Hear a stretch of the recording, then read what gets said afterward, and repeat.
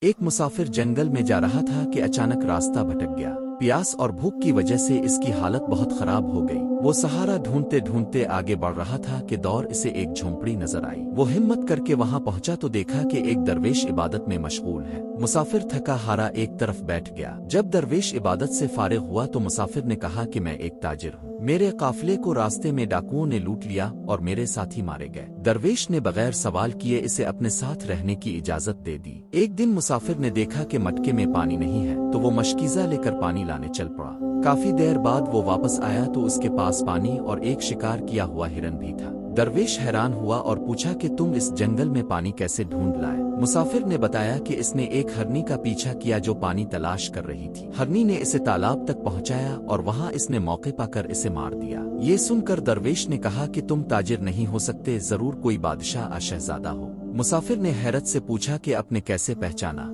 درویش نے کہا کہ جو شخص اپنا رہنما بننے والی ہرنی کو ہی مار دے وہ عام آدمی نہیں ہو سکتا۔ ایسی ناشکری صرف بادشاہ کرتے ہیں، اس لیے میں سمجھ گیا کہ تم بادشاہ ہو۔ یہ کہہ کر درویش جھونپڑی چھوڑ کر چلا گیا۔